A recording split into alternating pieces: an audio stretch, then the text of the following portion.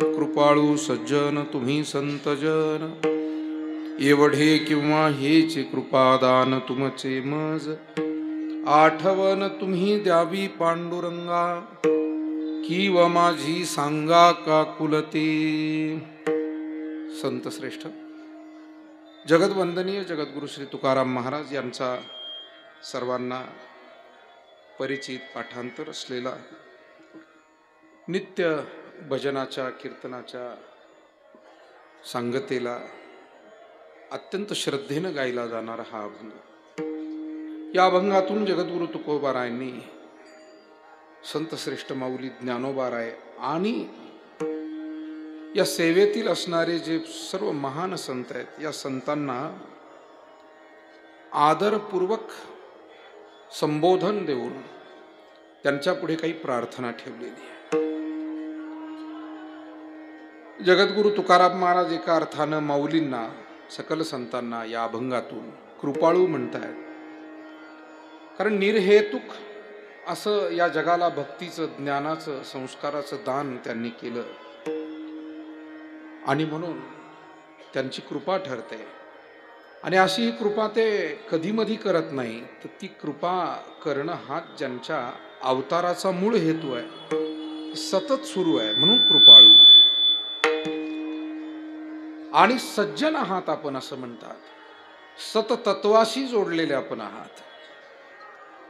साधारणपणे व्यवहारामध्ये चांगलं वागणं बोलणं असणाऱ्या माणसालाही सज्जन म्हणतात, परंतु ती सज्जन शब्दाची साधारण अर्थोत्पत्ती आहे, तो खूप साधारण अर्थ आहे.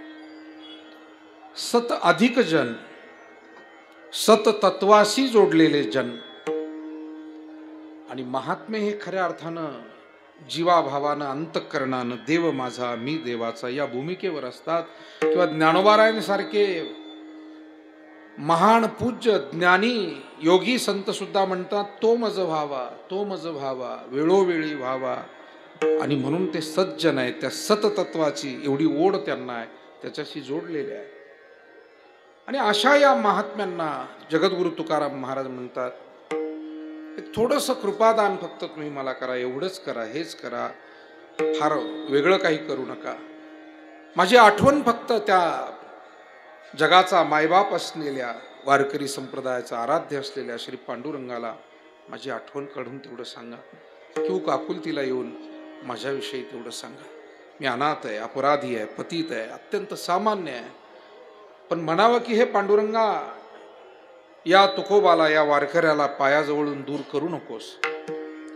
आणि अहो माऊली, अहो संतजन, तुम्ही जर हाताला धरून मला पांडुरंगापर्यंत घेऊन गेलात तर मग परमात्मा मला दूर करणार नाही, हा माझ्या मनामध्ये विश्वास आहे. विठाला विठ्ठल विठ्ठल विठ्ठल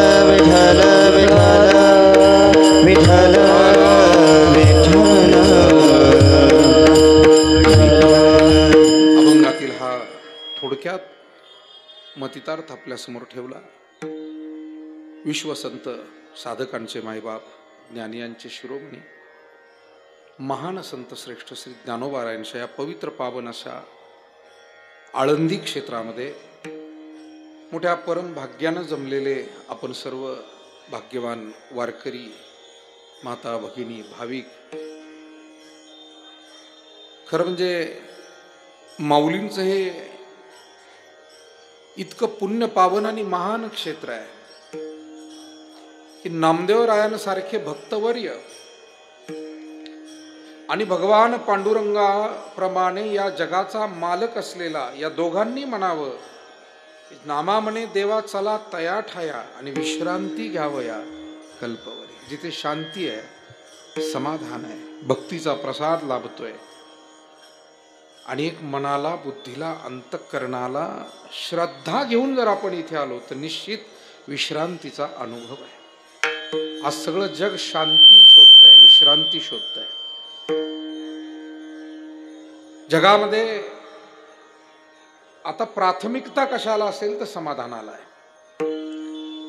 आपण जर मानवी इतिहास पाहिला तर एक वेळ अशी होती की या जगाला अन्नधान्य ही प्राथमिकता होती, अन्नच मिळत नव्हतं, उपासमार व्हायची. नंतरच्या काळामध्ये निवारा ही प्राथमिकता. नंतरच्या काळामध्ये काही काळामध्ये पैसा, शिक्षण अशा अनेक गोष्टींची प्राथमिकता. अजूनही हे प्रश्न संपले असं नाही, पण थोडं या सगळ्या प्रश्नांना एकमेकाशी आपण जर ताडून पाहिलं, तुलना करून पाहिली, तर आता जगभरात, भारतात आणि जगात मनशांती हा मुद्दा प्राथमिक आहे. तो प्रायोरिटीनं पुढे आहे. लोकांकडे कमी अधिक प्रमाणात का होईना, पण पूर्वीपेक्षा अधिक पैसे आहेत, पूर्वीपेक्षा अधिक साधनं आहेत, पूर्वीपेक्षा अधिक सुबत्ता आहे. हे कोणी नाकारू शकत नाही. सामान्याती सामान्य माणूस ज्याला आपण म्हणतो, अतिशय हलाखीत राहणारा, म्हणजे आश्चर्याची बाब अशी आहे की ज्याच्या झोपड्यावरचं बारदान सुद्धा फाटलेलं ना, त्याच्याकडे सुद्धा 15,000चा मोबाईल आहे. विठाला विठाला विठाला विठाला विठाला विठाला विठाला विठाला विठाला विठाला हरी विठाल सिद्धान देवता विठाल. आणि म्हणून फार कमी लोकांना मानवी जीवनामध्ये हा लाभ घडतो, जो लाभ आम्हाला माऊलींच्या, तुकोबारायांच्या, पांडुरंगाच्या कृपेनं, आपल्या पूज्य सद्गुरू संतांच्या कृपेनं हा परमार्थाचा प्रसाद आपल्याला मिळू शकतो. पण तो घेण्यासाठी काही भाग्य लागतं. झाड सावली देतं. आम्ही प्रवासात आहोत, ऊन फार लागलेलं आहे, विसावा घ्यायला पाहिजे. पण जर आम्हाला बुद्धी झाली नाही, आमची पावलं त्या सावलीकडे वळलीच नाही, तर ती सावली आमच्या नजरेच्या टप्प्यात असून सुद्धा उपयोग काय. तसंच अध्यात्माचं आहे, ज्ञानेश्वरी आहे, गाथा आहे, भजन चाललंय, पारायण सुरू आहे, वारीही चाललेली आहे. हे सगळं आमच्या अवतीभोवती आहे, पण आम्ही या सगळ्या भक्तिगंगेमध्ये सुस्नात झालो नाही, आम्ही त्यामध्ये सहभागी झालोच नाही, तर ते आमचं दुर्भाग्य म्हणायचं. करंटे कपाळ ज्याचे नाम नये वाचे, सदैव सभाग्य तोची हरिरंगी नाचे. आणि म्हणून माऊलींच्या परमकृपेनं, सद्गुरू जोग महाराजांच्या परमकृपेनं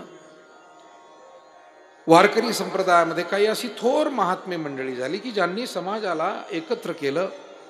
माऊलींचे, तुकोबारायांचे, सकल संतांचे विचार प्रसाद रूपानं समाजाला दिले आणि समाजाच्या जीवनात, अंतकरणात, विचारात बदल घडवून आणला, सकारात्मक बदल घडवून आणला, जीवन त्यांचं सुखावं केलं. अशा या महाराष्ट्राच्या संत परंपरेमध्ये परमश्रद्धेय सद्गुरू ब्रह्मलीन श्री विठ्ठल बाबा देशमुख यांच्या संकल्पातून, माऊलींच्या कृपेतून उभं राहिलेलं हे वारकरी विकास संस्थान, हा आश्रम. आणि या आश्रमामध्ये परमश्रद्धेय सद्गुरू विठ्ठल बाबांच्याच कृपा आशीर्वादानं बाबांचा सर्व जो शिष्य परिवार, भक्त परिवार आणि सर्व उपस्थित वारकरी भाविकांच्या सहकार्यानं हे कार्य पुढे नेण्याचं काम वारकरी संप्रदायातील तरुण पिढीतील अत्यंत गुणवान, ज्ञानवान, ज्यांच्याकडे संघटन आहे, ज्यांच्याकडे संयम आहे, सद्भावना आहे, चांगल्या संकल्पना आहे, आणि त्या संकल्पना, सद्भावनेतील ज्या संकल्पना आहे त्या सद्गुरू कृपेनं सत्यात उतरवण्यासाठी ज्यांचे तसे प्रयत्न सुद्धा सातत्यानं सुरू आहे, असे आमचे श्रीनिवास महाराज, मला असं वाटतं की चांगलं काम, बाबांचं काम ते पुढे नेत आहेत. फार भाग्य लागतं जीवनामध्ये चांगले सद्गुरू मिळायला. पण असंही म्हणता येईल की पुन्हा त्या कार्याचं आणि त्या भाविकांचं पुन्हा भाग्य लागतं की त्या सद्गुरूंना सुद्धा चांगला शिष्य मिळायला. हे सुद्धा समाजाचं भाग्य, समाजाचं भाग्य. समाजाचं जर भाग्य कमी पडलं तर अशी जोड बसत नाही. आणि म्हणून आज खरं म्हणजे या आश्रमामध्ये आलं की मोठं कृतार्थ वाटतं, समाधान वाटतं. बाबांच्या कार्याला अत्यंत योग्य तऱ्हेनं, सद्भावनेनं वारकरी संप्रदायातील सर्व थोर साधू महात्मे यांच्या वचनाला अनुसरून, त्यांच्या सोबत राहून, अंकित राहून हे कार्य श्रीनिवासजी महाराज करतायत. मग ते आपले परमश्रद्धेय आदरणीय सद्गुरू शांतीब्रह्म मारुती बाबा कुरेकर असतील, आपले समस्त गुरुजन संत वर्ग असेल, पूज्य परमश्रद्धेय डॉक्टर नारायण महाराज जाधव असतील, अशा सर्व पूज्य महात्म्यांना समोर ठेवून त्यांची वेळोवेळी आज्ञा घेऊन मार्गदर्शन घेऊन महाराष्ट्रातील अशा सर्व थोर साधूंचा त्यांना सहवास आहे. मला ही गोष्ट फार वेगळी वाटते की त्यांच्या कार्याला एक वेगळं बनवते. बऱ्याच वेळेला असं होतं, ज्या क्षेत्रात आपण काम करतो त्या क्षेत्रात थोडंसं आपल्याला प्रावीण्य मिळालं, माणसाला असं वाटू लागतं काय गरज, मी का कोणाकडे जाईल, मी का कोणाला विचारील, मी कशासाठी कोणाच्या पाया पडेल. आणि मग हे सगळे दुर्गुण व्यवहारामध्ये असू शकतात. एखादा व्यावसायिक आहे, एखादा समाजकारणी आहे, एखादा अन्य कोणी आहे, पण हा दुर्गुण अध्यात्मात असता कामा नये, कारण हे अध्यात्मात चालतच नाही.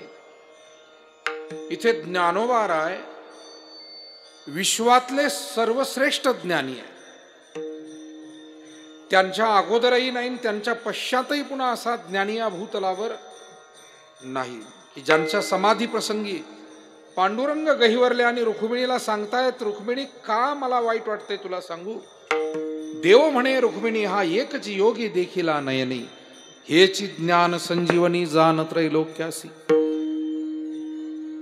इतके मोठे प्रकांड महान ज्ञानी, पण त्यांनी सुद्धा सद्गुरूंच्या समोर स्वतः इतकं लहान व्हावं, नम्र व्हावं आणि म्हणावं की एरवी तरी मी मूर्खू, जरी जाहला अविवेकू, तरी संत कृपा दीपकू सोज्वळू असे.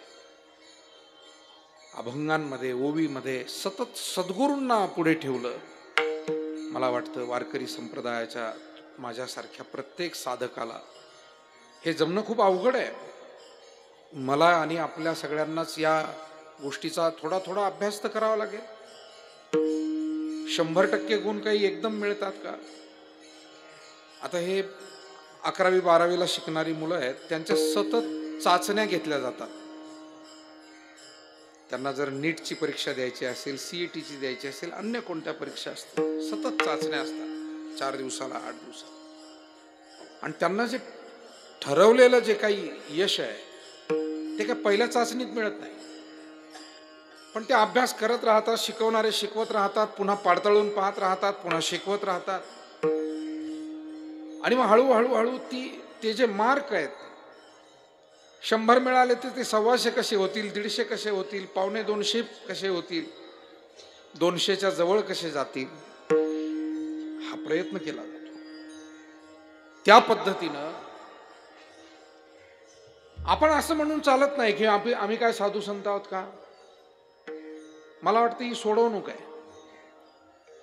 सतत लोकांच्या मुखी एक शब्द असतो, आपण काय तुकाराम महाराज आहे काय, आपण काय ज्ञानेश्वर महाराज, आपण नाहीच आहोत. ते फारच हिमालया एवढे, आपण अत्यंत सामान्य कंकर आहोत.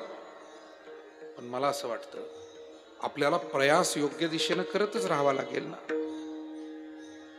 असं काही म्हणता येणार नाही की त्यांच्यामध्ये जे सद्गुण होते मग आम्ही कुठून आणायचे. नाही, आपल्याजवळ ही गुरुनिष्ठा असायला हवी. आम्ही आध्यात्मिक वारकरी आहोत, साधक आहोत, भजनी आहोत, कीर्तनकार आहोत, भाविक आहोत, जे कोणी वारकरी म्हणून सेवा आम्ही करतोय, आमच्या मनामध्ये ती गुरुनिष्ठा, तो भाव, ती सात्विकता. आणि म्हणून ज्ञानोबा रायांच्या ठाई हा जो विशेष गुण आपल्याला दिसतो, मला वाटतं तो त्यांनी विशेषत्वानं सतत जो नमूदही करून ठेवला, हेतू हाच आहे. कधी कधी वडीलधारी माणसं काही बोलता बोलता सूचना करत असतात. अनुभवी माणसं, वडीलधारी माणसं पुन्हा पुन्हा जर एखाद्या वाक्यावर त्यांचा भर असेल तर हेतू हा असतो याच्यातून कोणीतरी शिकावं, काहीतरी प्रबोधन घ्यावं.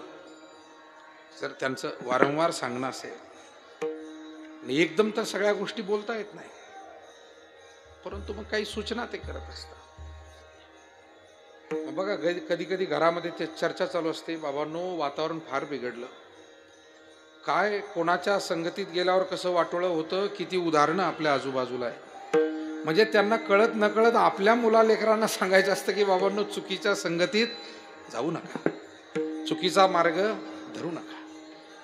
पण हे काही उदाहरणांनी आणि मधून मधून ते त्या विषयावर येत असतील तर हेतू तोच असतो, कुठेतरी जे ऐकतात त्यांनी त्यातून काही बोध घ्यावा. तसं ज्ञानोबाराय सतत सतत गुरुनिष्ठा का प्रकट करतात? काय त्यांना दाखवायचे स्वतःची गुरुनिष्ठा?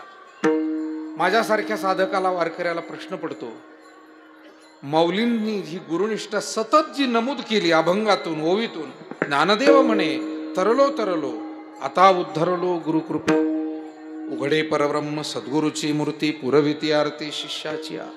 ज्ञानदेव म्हणे निवृत्ती निर्गुण दिधले संपूर्ण माझे हात. किती ठिकाणी वर्णन आहे. गुरु हा संत कुळीचा, गुरु हा संत कुळीचा, गुरु हा संत कुळीचा राजा, गुरु हा संत कुळीचा राजा, गुरु हा प्राण विसावा, गुरु हा प्राण विसावा, गुरु हा प्राण विसावा माझा, गुरु हा प्राण विसावा माझा. गुरुवीन देव तुझा, गुरुवीन देव तुझा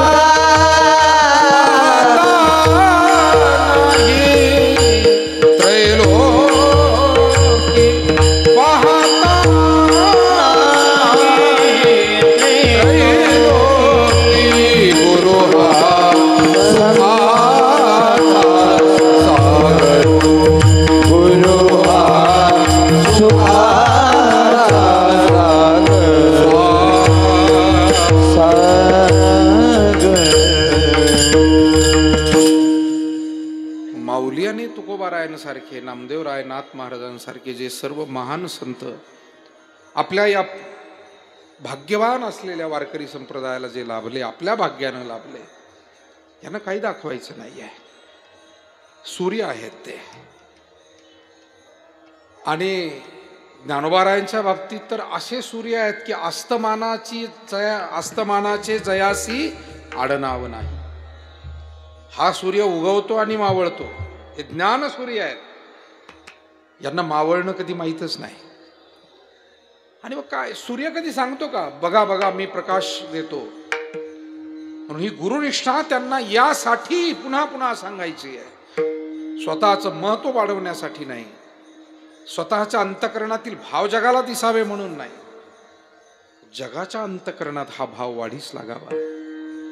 त्याचं कारण मानवी जीवनामध्ये आपला व्यावहारिक जीवनाचा कार्यभार सुरळीत होण्यासाठी आणि आपलं आध्यात्मिक जीवन सुद्धा त्या परम लाभापर्यंत जाण्यासाठी गुरुकृपा ही फार महत्वाची आहे. ज्ञानोबारायांच्या पुण्यभूमीतून सर्वात महत्वाचा विचार जर घेऊन जायचा आहे तर तो म्हणजे गुरुसेवा आणि सद्गुरूंची कृपा आपल्याला कशी प्राप्त होईल हा विचारच आपल्याला घेऊन जायचा आहे. मला वाटतं आज श्रीनिवासजी महाराज माऊलींचा तो विचार आपल्या जीवनामध्ये जगतायत. त्यांनी पूज्य परमश्रद्धेय ब्रह्मलीन विठ्ठल बाबा यांनी सुरू केलेली जी सेवा कार्य आहे ते वारी, दिंडी, पारायण सोहळे, गावोगावचे अत्यंत त्यांनी सुरू केलेले, उभे केलेले भव्य दिव्य असे कार्यक्रम,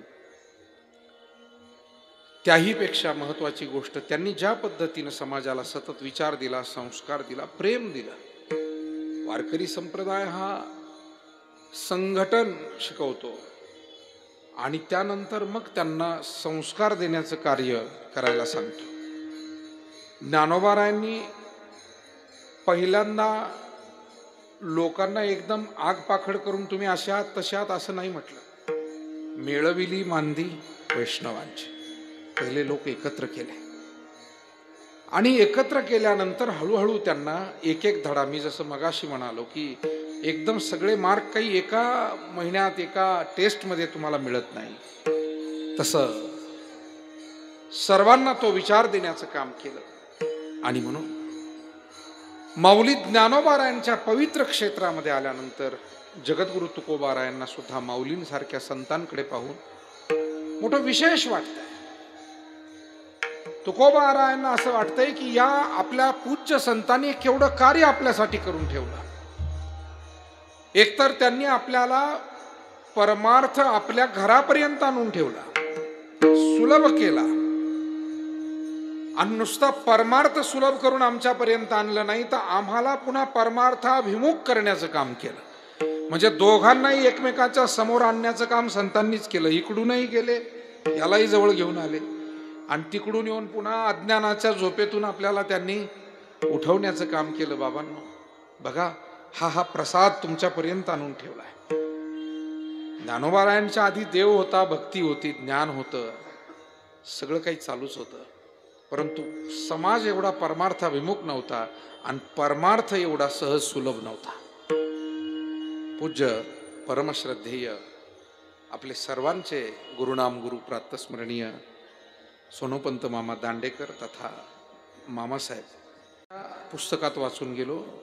त्यांनी 3 गोष्टी सांगितल्या. माऊलींनी अवतार घेण्याच्या अगोदर ज्ञान होतं, पण ते अहंकाराच्या वेष्टनात अडकलेलं होतं. मामासाहेबांचे शब्द. भक्ती होती, पण ती भोळेपणात अडकलेली होती. कर्म हे अत्यंत कटकटीचं होऊन बसलेलं होतं. माऊलींनी अवतार घेतल्यावर काही वेगळं ज्ञान जन्माला घातलं असं नाही, पण जे ज्ञान अहंकारात गुंतलेलं आणि अधिकारा वाचून लपून ठेवलेलं, अधिकार नाही आहे तुमचा. काय केलं ज्ञानोबारांनी? प्रगट गुह्य बोले विश्व ब्रह्मची केले, रामा जनार्दनी पायी टकजी ठेले. ज्ञानोबारायांनी त्या ज्ञानातला अहंकार दूर केला आणि त्याला भक्तीची जोड दिली, त्याला उपासनेची, सेवेची जोड दिली. मी ज्ञाता, तो अज्ञानी हा भावच काढून टाकला.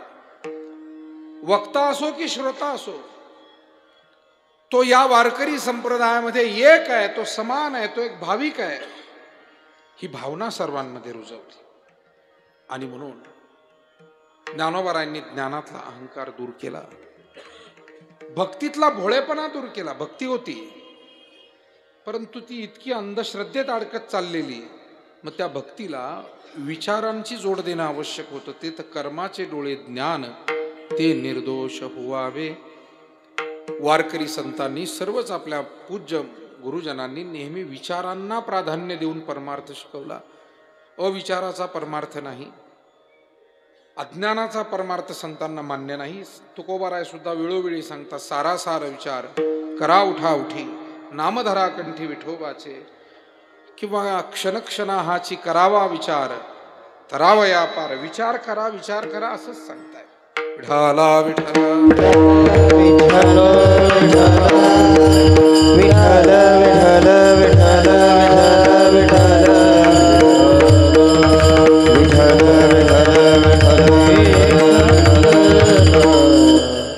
म्हणून आज आपण जे वारीला येतो, 2 गोष्टी आहे. पहिली गोष्ट अशी आहे की आपण आपल्यातील काही अज्ञान घालून आपल्याला ज्ञानाचा प्रसाद मिळावा, दुःख जाऊन काही सुख प्राप्त व्हावं, अविचार जाऊन काही सद्विचार अंतःकरणात निर्माण व्हावा, सद्भावना निर्माण व्हाव्या. याच्यासाठी माऊलीचा आशीर्वाद घ्यायला आपण वारीमध्ये येतो. हा पहिला भाग, आशीर्वाद घेणं, प्रेरणा घेणं. पण दुसरा महत्वाचा भाग असा आहे की आपण या माऊलींचे आणि सकल संतांचे आभार मानायला सुद्धा या वारीमध्ये येतो. या सर्व पूज्य संतांचे, माऊलींचे. त्याचं कारण, या माऊलींनी जी सुरुवात केली आणि सकल संतांनी जो विचार आपल्यापर्यंत आणून ठेवला, हे जर कार्य झालं नसतं तर सामान्य माणूस हा आध्यात्मिक सेवेमध्ये आपल्याला कधी दिसला नसता. आणि म्हणून संस्कृताचं प्राकृत करणं असेल. आता हे म्हणायला एका वाक्यात सोपं आहे, पण जसं लोकशाहीमध्ये कोणतेही कायदे एकदा झाले ते बदलवणं किती कठीण असतं. गोष्टी दिसायला साध्या दिसतात, एक ओळ असते फक्त ती लिहायची, पण तेवढ्या गोष्टी सुद्धा बदल लवकर होत नाही. त्याच्यासाठी केवढा संघर्ष असतो, अडीअडचणी असतात. मग ते कोणते हक्क घ्यायचे असो. आणि म्हणून त्यावेळी संस्कृतातच लिखाण करावं हा ज्ञानी पंडित विद्वान या लोकांच्या मधला एक अलिखित नियम होता. तसा काही कुठल्या ग्रंथात काही पूर्वीचा उल्लेख नव्हता. उपनिषदात असं काही वर्णन नव्हतं, गीतेत असं कुठं नमूद केलेलं नव्हतं. शंकराचार्य स्वामी आदी प्रभूतींनी सुद्धा कुठे त्यांच्या लिखाणात तसं काही म्हटलेलं नव्हतं की तुम्ही संस्कृतातच हे करा. पण विद्वानांनी ज्ञानांनी तो नियम करून घेतला. माणूस हा आपापल्या कामामध्ये आपल्या सोयीचे नियम बनवून घेत असतो. म्हणजे त्याला ज्या वेळेला वाटेल तो नियम असतोच असं नाही. म्हणजे एका ठिकाणी पूज्य मोरारी बापूंचं वाक्य आहे. बापूंनी सांगितलं, एक कथाकार कीर्तनकार एका गावी गेले. त्यांना कार्यक्रमाला प्रारंभ करायचा होता आणि तेवढ्यामध्ये कुणीतरी मकाचे कणस आणून दिले भाजलेले. आणि मकाचे कणस आणून दिल्यावर त्या कथाकाराला त्या कीर्तनकाराला असं वाटलं की खावं, पण ते खायचं म्हणजे मोठी अडचण. ते माकडासारखे दात इचकून खावं लागतं. नॅचरली खायचं म्हटलं तर ते असं खावं. त्याला वाटलं मी एवढा मोठा कथाकार कीर्तनकार. बापूंनी फार गोड सांगितलं, रंगून सांगितलं, कसं काय खाणार. मग त्यांनी एक नियम सांगितला. मी का सांगतो, नियम कधी कधी कसे मतलबी नियम तयार होतात. त्यांनी एक नियम सांगितले तिथल्या लोकांनी, पहा मी माझा नियम आहे, कीर्तनाच्या कथेच्या 1 तास आधी मला चिंतन करावं लागतं. मी आता खोलीत जातो, कोणाला तिकडे येऊ देऊ नका, तुम्ही इकडे थांबा. त्यानं सांगितलं. ते मध्ये गेला, दाराची कडी लावून घेतली, मकाचे कणस खात बसला. हे मतलबी नियम कधी कधी शहाणी माणसं तयार करून ठेवतात, स्वतःला शहाणं बनवणार. तसं संस्कृतातच ज्ञान सांगावं हा एक मतलबीच विचार त्या काळाचा. कारण इतरांना कळू नये, आपलं जे श्रेष्ठत्व ते अबाधित राहावं, असा थोडाफार संकुचित भाव काहींच्या मनात, सर्वांच्या नव्हे, काही विद्वानांच्या मनात तो तयार झालेला आणि त्यांनी तो नियम केलेला. म्हणून ज्ञानोबारायांना प्राकृतात हा विचार मांडणं इतकं सोपं नव्हतं. मराठी आणि प्राकृत भाषेमध्ये पहिल्यांदा अध्यात्म विचार हे ज्ञानेश्वरीच्या रूपानं मांडले गेले. त्या अगोदर एकही ग्रंथ नाही आहे. म्हणून वारकरी संप्रदायाची ज्ञानेश्वरी म्हणजे ही घटना आहे. जसं एखादा स्वतंत्र झालेल्या देशाला घटना लागते आणि मग तो त्या पद्धतीनं वाटचाल करतो लोकशाही देश म्हणून, तसं या अध्यात्म विचाराला घटना ज्ञानेश्वरीच्या रूपानं दिलेली आहे. आणि जी इतकी महान आहे, जी इतकी विस्तृत आहे, व्यापक आहे. ज्ञानेश्वरी म्हणजे मी आपल्याला सांगतो, भोळ्या माणसानं वाचली तर त्याला पुण्य होईल, तार्किकानं वाचली तर त्याचे तर्क मिटतील. पण जगातला सर्वात विद्वान माणूस ज्या दिवशी ज्ञानेश्वरी वाचेल त्या दिवशी मी सर्वात विद्वान आहे ही जी त्याची बुद्धीची घमेंड आहे, आमचे गुरु महाराजांचं वाक्य आहे, ती घमेंड सुद्धा त्याची जिरल्याशिवाय राहणार नाही. ज्ञानेश्वरी कोणत्याही क्षेत्रातला असो, एखादा शास्त्रज्ञ असेल, एखादा फिलॉसॉफर असेल, तत्ववेत्ता असेल, एखादा कोणी असेल, पण ज्या दिवशी तो ज्ञानेश्वरी वाचेल त्या दिवशी तो माऊलींचा शरणागत झाल्याशिवाय. आणि म्हणून मी सांगतो आपल्याला, जेवढ्या विद्वानांनी ज्ञानेश्वरी त्यांच्या हातात आली ते आयुष्यभर ज्ञानेश्वरीशी एकरूप राहिले. ते डॉक्टर विजय भटकर असतील किंवा असे अनेक लोक आपल्याला विद्वान सापडतील. कारण शेवटी ते बुद्धिमान लोक असतात आणि त्यांना तो विचार, त्याची उंची तुमच्या माझ्यासारख्याला एक भावना म्हणून ठीक आहे, पारायण करतो माणूस, परंतु ठीक आहे पारायणाला बसलो, आता त्याच्यातही काही भावनेनं बसतात, काही घरच्यांनी बसवलं म्हणून बसतात.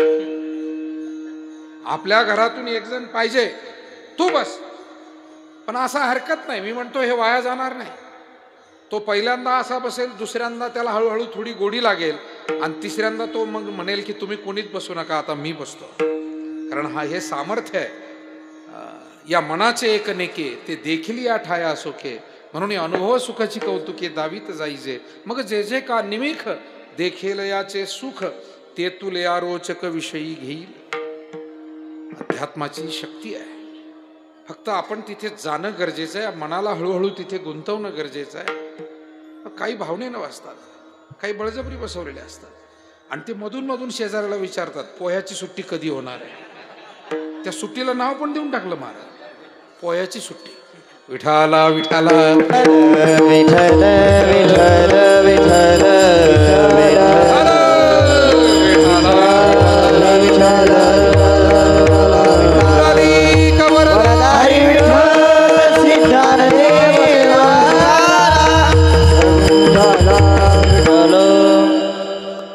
नगरचे एक डॉक्टर साहेब मला मागे भेटायला, आणि मूळचा धार्मिक संस्कार असलेल्या परिवारातला तो मुलगा, मोठं शिक्षण घेतलं, मोठा डॉक्टर झाला. ते मला भेटल्यानंतर त्यांनी मला एक प्रतिक्रिया दिली. सांगितलं, महाराज मी मागील महिन्यात सार्थ गीता 2-3 वेळा वाचली, आणि मला खूप त्यातून एक वेगळा विचार असा मला पुढे आला. गीता खरंच हा महान ग्रंथ काय, ज्ञानोबारायांनी गीतेवरच ज्ञानेश्वरी का लिहिली असावी वगैरे सगळ्या गोष्टी थोड्या थोड्या मला उलगडायला लागल्या. थोडं बहुत मला त्यात गोडी निर्माण झाली आहे. समजलं असं नाही, पण निदान मी समजून घेण्याचा प्रयत्न केला. आणि त्यांनी सांगितलं की मला माझ्या भावनाही बदलल्या, आणि मला माळ घालायची, आणि मला तुम्ही माळ घाला. ठीक आहे, माळ वगैरे घातली, काही चर्चा झाली. पण जाताना मी त्यांना म्हटलं, खरं सांगू डॉक्टर साहेब, ही श्रीमद भगवद्गीता, ही ज्ञानेश्वरी, हा गाथा, हे जे कर्ते आहेत ना, गीता देणारे भगवान श्रीकृष्ण, ज्ञानेश्वरीचा प्रसाद देणारे माऊली, गाथा देणारे तुकोबाराय, आणि सकल संत गाथा देणारे आपले सर्व संत, हे त्याच दिवशी खरे समाधानी होतील ज्या दिवशी तुमच्यासारखे विद्वान लोक या ग्रंथांचं वाचन करू लागतील आणि चिंतन करू लागतील. आमच्यासारखे तर भोळे माणसं आम्ही करतोच आहोत. आम्हाला जेव्हा समजेल तेव्हा आम्ही चुकीचं करतोय असं नाहीये, आम्ही भोळे भाबडी माणसं आहोत, म्हटलं वारकरी माणसं आहोत. पण तुमच्यासारख्या विद्वानांचे खरे हे ग्रंथ आहे. जसं हा मृदंग साधं लेकरूही थोडं वाजवेल, पण सुखद महाराजांसारख्यांचा हात पडल्यास तो मृदंग सार्थ झाला. ज्याने घेऊन आले, बनवून आणला, इतके सुंदर वादक जर त्याला मिळाले. स्वयंपाक झालाय, पण जेवणाऱ्याला काहीच कळत नाही. जेवणारा असा आहे, त्यानं काला केला आणि त्याच्यातच कढी टाकली आणि त्याच्यातच खीर टाकली, आणि वरून म्हणला आमटी आहे का, त्रिवेणी संगमी. जेवणारा हा असा, आणि स्वयंपाक करणारे इतके बिचारे हुशार, त्याने इतकं जीव लावून स्वयंपाक केलाय, आणि त्यांना असं वाटतं की यांनी सांगावं खीर कशी झाली, कढी कशी. आता यानं सगळं, मला वाटतं त्या स्वयंपाकाला न्याय त्यावेळेला दिला जाईल ज्या वेळेला तो खाणारा रसज्ञ असेल. सुगरणी आणि उदारे, रसज्ञ आणि जेवणारे, असं पाहिजे. काहीतरी योग यावा लागतो ना.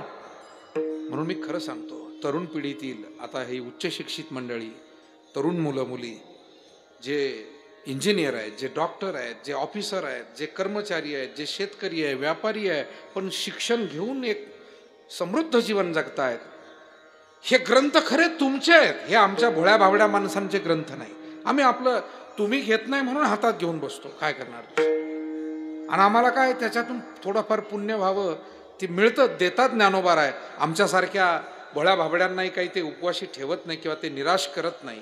म्हणून खऱ्या अर्थानं ही ज्ञानेश्वरी गाथा नव्या पिढीच्या हातात जाणं, ही गीता, हे संत वाङ्मय, आणि ते तिथं गेलं की ते सार्थ आहे. मला हे सांगायचं, ज्ञानोबारायांनी या भूमीमध्ये आल्यानंतर आपण त्यांचे आभार का मानायचे, त्यांच्या चरणी नतमस्तक का व्हायचं. आशीर्वाद तर ते देणारच आहे, पण आभार मानायला सुद्धा आपण यायचं, कारण त्यांनी आमच्यासाठी हा परमार्थ सुलभ केला, आणि तो सुलभ करण्यासाठी प्रचंड त्रास घेतला. असं म्हणतात की संन्याशाची मुलं म्हणून बहिष्कृत केली आणि गावाबाहेर काढली. मला वाटतं हे एक निमित्त सुरुवातीला होतं. निश्चितपणे आळंदीतल्या लोकांनी त्यांना सिद्धबेटात पाठवलं, सुरुवातीला ते निमित्त होतं. पण नंतर पुढच्याही काळामध्ये ज्ञानोबारायांचा जो द्वेष सुरू राहिला, त्यांना जो त्रास होत राहिला, निवृत्तीनाथ महाराज, सोपान काका, छोटीशी मुक्ताई, त्याचं कारण आहे की ज्ञानोबाराय हे सर्वांसाठी काही करू पाहत होते. हे जे प्रगट गुह्य बोले, हे त्याचं मूळ कारण आहे. आपले अधिकार जात आहेत, आणि मग ज्याचे जिथे अधिकार जात आहेत ना, तो कधी समोर येऊन विरोध करतो, कधी नाही शक्य झालं तर पाठीमागून काही ना काही कारस्थान करतो, आणि हे त्याचं सतत सुरू असतं. ज्ञानोबारायांना अनेक कारस्थानांनाही सामोरं जावं लागलं, समोरचा संघर्षही त्यांच्या समोर उभा राहिला, पण केवळ जगताचा उद्धार, सर्वसामान्यांचा उद्धार हाच एकमेव हेतू. मला असं वाटतं याच्यापेक्षा जगात दुसरी मोठी कोणती कृपा असू शकत नाही. जगातही अनेक प्रकारे लोक वेगवेगळा त्याग करतात, कष्ट घेतात आणि आपल्यावरती काही कृपा करतात, पण मला वाटतं कृपा ही श्रेष्ठ केव्हा ठरते, ज्यांनी आम्हाला दिलंय ते जर का अनंत काळ टिकणार असेल तर ती कृपा आणखी श्रेष्ठ ठरते. एखादा माणूस आम्हाला भूक लागली भोजन देईल, ही सुद्धा एक कृपा आहे, आपण त्यांचे आभारच मानायला हवे. पण तरी सुद्धा ही भूक एकदाची फक्त मिटली, दुसऱ्या दिवशी पुन्हा भूक लागणारच आहे. कुणी आम्हाला वस्त्र नाही वस्त्र दिले, ही सुद्धा एक कृपा आहे, आणि त्या माणसानं केलेलं ते एक महत् कार्य आहे, त्या सेवेला कुठेही कमी लेखण्याचं कारण नाही. पण तरी सुद्धा वस्त्र हे अल्पकाळच टिकतील. भौतिक गोष्टी आम्हाला जग देतं, त्या द्यायलाही हव्यात, कारण जगातले जे अनेक प्रश्न आहेत ते कुणातरी दानशूरांमुळेच सुटतात. बरं का, जगामध्ये दातृत्व, कर्तृत्व या सगळ्या गोष्टी फार क्वचितच लोकांकडे असतात ना. आपण कुठल्याही गावी गेलो तरी एक 10-20 परिवार त्या गावात असे सापडतील, कुठलंही कार्य म्हटलं की ते दातृत्वात, कर्तृत्वात सगळ्यात पुढे अगोदर येतात. बाकीची एक दुसरी फळी असते की मग ते पुढे झालेत, आता आपणही गेलं पाहिजे, त्यांचं पाहून मग हे जातात. एक तिसरी फळी असते की त्यांना हाक मारून मग बोलून घ्यावं लागतं, चला तुमच्या हातानं महाराजांना हार घालायचा आहे, तुमच्या हातानं अमुक करायचं आहे, असं करून मग एक तिसरी फळी असते, मान सन्मानाचं आमिष दाखवून. खेडेगावातलं वर्णन सांगतो तुम्हाला अध्यात्म. पहिले एक 10-20 कुटुंब असे असतात, मान नको, सन्मान नको, सेवा पाहिजे, धावपळ करत असतात. दुसरे त्यांचं अनुकरण करून एक चांगला सद्भाव ठेवून ते येतात. तिसरे बळच आणावे लागतात, आणि चौथे ब्रह्मदेव उभा केला तरी येत नाही, त्यांच्यापुढे देव आणून उभा करा, आम्हाला याचं घेणंच नाही म्हणतात. त्यांना देश नको, धर्म नको, संस्कृती नको. मला असं वाटतं जगाच्या पाठीवर हिंदू धर्मातच उदासीन लोक जास्त आहेत. आपल्यासारखे भाविक आहेत म्हणून हा धर्म, ही संस्कृती टिकून आहे. काल मी म्हणालो एका प्रवचनात, हे जे दिंडी येते ना, हे जे सप्ताह केले जातात, गावोगावी असेल, इथे असेल, दिंड्या असेल, सोहळे असतील, हा काही फक्त कार्यक्रम नाही आहे, हा त्या संस्कृतीचा आणि विचारांचा जागर आहे. त्यातूनच हा विचार जिवंत राहणार आहे. ही काही सोपी गोष्ट नाहीये, हे करायचं म्हणजे उगीच नाहीये, अनाठाई नाही. ही दिंडी आणणं, हे सप्ताह करणं, पारायण घडवून आणणं, उत्सव सोहळे करणं, बरं हे सुद्धा काही प्रत्येकाचं काम नाहीये. आणि ज्याला ते जमत नाही ना, तो म्हणत असतो आपण कोणताच व्याप करून घेत नाही. तुला जमत नाही राजा, विठाला विठाला विठ्ठल विठ्ठल विठ्ठल विठ्ठल विठ्ठल विठ्ठल विठ्ठल विठ्ठल. उपाधी शब्दावर खरं म्हणजे एकदा विचार सखोल व्हायला पाहिजे. उपाधी कशाला म्हणायचं? विनाकारण चुकीच्या कामात स्वतःला गुंतवून घेणे याला काय म्हणावं? उपाधी. पण चांगल्या सेवेत गुंतवून घेणे याला काय उपाधी म्हणता येईल का? आता पूज्य कुरेकर बाबा या वयात सुद्धा पाठ घेतायत, त्याला उपाधी म्हणता येईल? पूज्य डॉक्टर नारायण महाराज जाधव स्वतःच्या शरीरात अनेक आजार असताना एकाही आजाराची आठवण नाही आणि सतत सेवेत आहे. नाही पाठ घेता आला तर विद्यार्थी पाठ घेत असेल तिथे येऊन बसतात आणि तेही ऐकतात. वाजवल्या पाहिजे टाळ्या दोन्ही महात्म्यांच्या, वाजवल्या पाहिजे. हे माऊलींच्या प्रसादानं प्राप्त झालेले महात्मे आहेत, फार क्वचित असे महात्मे आहेत. श्रीनिवास महाराज इथे काम करताय, हा सप्ताह घडून आणणं, दिंडीवारी करणं, त्याला उपाधी म्हणता येईल? काही आळशी लोक आमच्यातले याला सुद्धा उपाधी म्हणतात. आळशी लोक आहेत, त्यांना कोणाला खाऊ घालणं त्यांच्या स्वभावात नाही, कदाचित मागे रक्तात सुद्धा नाही, असे असतात करंटे. आणि मग ते या अशा तरुण कार्यकर्त्यांना, तडफदार मुलांना सुद्धा ते नावं ठेवत बसतात. नाही आम्ही काही करत नाही म्हणतात. आम्ही काहीच नाही, आम्ही आमच्या खोलीत बसलेलो आहे. आलेल्या माणसाला पाणी प्या एवढं पण म्हणत नाही. ते अवसानच असं घेऊन बसतात की त्यांच्याकडे कोणी काही मागतही नाही. येतो बाबा आम्ही, अवसानच असं घेऊन बसतात. अरे मग हे धर्मसंस्कृती टिकवणार कोण? तुम्ही हे पारायण करणं उपाधी म्हणताय, मंदिर बांधणं याला उपाधी म्हणताय. चुकीचे लोक याच्यात काही चुकीची कामं जरूर करत असतील. कोणाचा हेतू दिंडी काढण्याचा वेगळाही असेल, कोणाचा हेतू असे काही लोक असतील, पण सद्भावनेनं करणारे असंख्य लोक आम्ही रोज फिरतो. या माऊलींच्या कृपा आशीर्वादाने ही वारकरी सेवा म्हणून सगळेच आपण फिरतो. पुष्कळ कार्यकर्ते गावोगावी असंख्य लोक आहे आपल्यासारखे, पुष्कळ महाराज मंडळी चांगल्या हेतूनं, पुष्कळ दानशूर दाते चांगल्या हेतूनं. आणि म्हणून पारमार्थिक सेवेला उपाधी म्हणणं मला वाटतं हे या धर्म संस्कृतीच्या सेवेवरच आपल्याच पायावर आपण दगड पाडून घेणं असं होईल. विठाला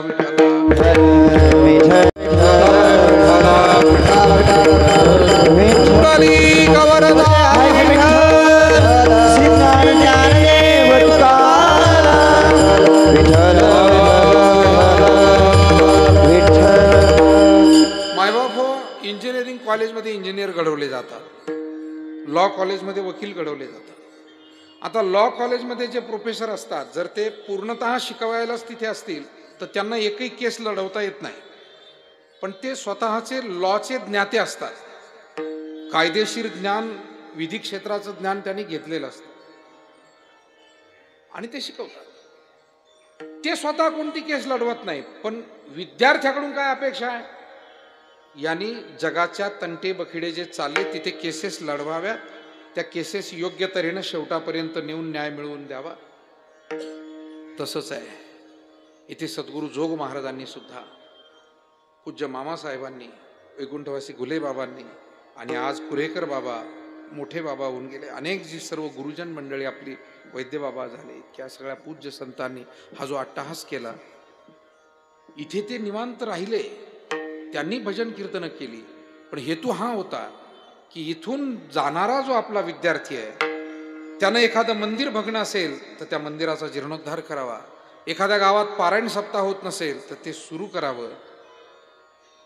आणि मग असंख्य विद्यार्थ्यांनी योग्य अर्थ घेतला. हे असे पुष्कळ आजही आहेत, पूर्वी झाले. पण माझा आक्षेप पुन्हा त्याच लोकांवर आहे की काही थोड्या लोकांनी चुकीचा अर्थ घेतला आणि ते चांगलं काम करणाऱ्याचे ढोपरं कुटत बसले. ते म्हणून आम्ही कोणतीच उपाधी लावून घेत नाही, आम्ही कोणाला या म्हणत नाही, राहा म्हणत नाही. मला वाटतं हा कसा वारकरी संप्रदाय होऊ शकेल? ज्ञानोबा रायांनी स्वतः काही कारण नसताना, ना प्रपंच आहे स्वतःला, ना काही देणं घेणं आहे, पण आळंदीतून निघाले, पंढरीत गेले. सावता महाराज, गोरोबा काका, सेना महाराज, संत नामदेव राय, चोखा मेळा, जनाई, मुक्ताई, नरहरी महाराज, कोण नव्हतं तिथे. हे सगळे संत एकत्र केले आणि या सगळ्यांना मिळून सांगितलं की आपल्याला हे भक्ती कार्य पुढे न्यायचंय. लावून घेतली उपाधी स्वतःहून. त्यांना काही कोणी पगार पाणी दिलेलं नाही त्याच्यासाठी. आणि ते म्हटले, मग त्यांनी असंच म्हणायला पाहिजे होतं, काय करायचं मला, मी माझ्या झोपडीत आपला बसतो, बाहेरच येत नाही आता. पण मुक्ताईनं सांगितलं आणि ज्ञानोबारांच्या मनात भावना त्याच होत्या. थोडे उद्विग्न झाले, थोडा वेळ जाऊन बसले तरी सहन झालं नाही मुक्ताईला. योगी पावन मना, योगी पावन मनाचा, योगी पावन मनाचा, योगी पावन मनाचा,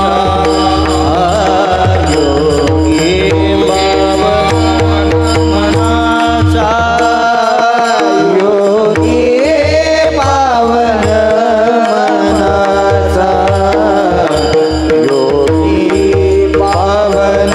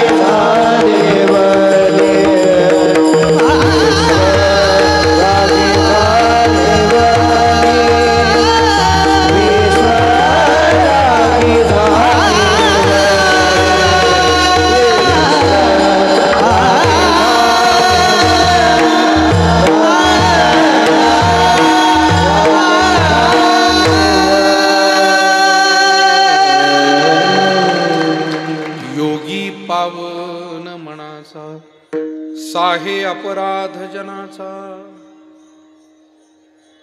त्या विसोबाने मागितलेली मधुकरी ते पीठ हिसकावून घेतलं. संन्याशाची मुलं आहात तुम्ही, काय येतं आळंदीत सांगितलंय तुम्हाला, तुम्ही आळंदीत यायचं नाही. वाईट वाटलं असेल ज्ञानोबारायांना. तुम्ही एखाद्या कुटुंबातील, तुमच्या शेजारील, तुमच्या पाहुण्यातील एखाद्याचं भलं करण्याची प्रामाणिक भावना ठेवून प्रयत्न करताय आणि काहीतरी निमित्तानं त्यानं म्हणावं तुमचा काय संबंध. केवढं वाईट वाटतं. तुम्ही भलं करण्याचा प्रयास करताय आणि त्यांनी म्हणावं तुम्ही काही सांगू नका, तुमचं आम्ही ऐकणार नाही.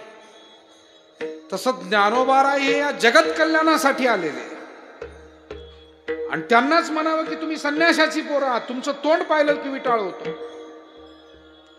आरोपही भयंकर होते, वेदना कठीण होत्या आणि मग थोडा वेळ बसले. पण बसावं हा हेतू ज्ञानोबारायांचाही नव्हता. म्हणून मुक्ताईनं ज्या प्रेमानं आणि ज्या श्रेष्ठ विचारांनी ज्ञानोबारायांचं सांत्वन केलं, मला वाटतं मोठ्यांचं सांत्वन सुद्धा तितक्या मोठ्या शब्दांनी झालं पाहिजे ना, की त्या उंचीनं झालं पाहिजे. मी सांगतो आपल्याला, साधं आजारी पडलेल्या माणसाला भेटायला जायला सुद्धा थोडी माणसं विचारवान माणसं असली पाहिजे. त्या कोरोनाच्या काळामध्ये महाराज लोक भेटायला जायचे. भेटायला गेल्यानंतर काही माणसं मोगम. आता ज्याला भेटायला गेले त्याचा स्कोर असायचा 15 वगैरे, आणि हे भेटायला गेले म्हणायचे आमच्या गावातला 5 स्कोरवाला माणूस मेला हो. अरे अशांना पाय खुट्या घाला, त्यांना जाऊच देऊ नका कुठं भेटायला. ते मोगम आहेत. मोगम माणसं काय कामाची कुठं भेटायला जाऊ. म्हणजे ते त्याला मारायला चाललात का जगवायला चाललात. त्याचा आत्मविश्वास बुडवायला निघाला. त्याला 15 स्कोर आहे आणि तुम्ही सांगताय आमच्या गावातला 5 स्कोरवाला मेला, म्हणजे ते जगताय का दुसऱ्या दिवशी. तेव्हा भेटायला जाणारे सुद्धा धोरणी लागतात मायबाप हो. त्याचं सांत्वन कसं करावं, धीर त्याला कसा द्यावा. त्यावेळी काही माहिती डोक्यात असेल तरी ती थोडीशी न बोलता सकारात्मक माहिती कशी बोलावी, काही हरकत नाही. आमच्याकडे म्हातारा माणूस 20-22 स्कोरचा सुद्धा बरा झाला आणि तुमच्यासारखा एकदम चांगला माणूस तर लवकर बरा होईल. शब्द आहे इथे, मुक्ताईंचे शब्द आहेत. आदिशक्ती मुक्ताबाई दासी जनी लागे पायी, मुक्ताख्या ब्रह्मचितकला असं म्हटलेलं आहे. आणि तेव्हा त्यांचं श्रेष्ठत्व काय वर्णन करायचं. 1400 वर्षाच्या योग्याला सुद्धा ज्या उपदेश करू शकतात त्यांचं सामर्थ्य होतं. म्हणून ज्ञानोबारायांना सुद्धा ज्यांनी समजूत घातली योग्य शब्दात, श्रेष्ठ शब्दात, श्रेष्ठ उदाहरणांनी, ज्ञानोबाराय त्या कुटियेतून बाहेर आले आणि पुन्हा कधी कुटियेमध्ये बसलेच नाही.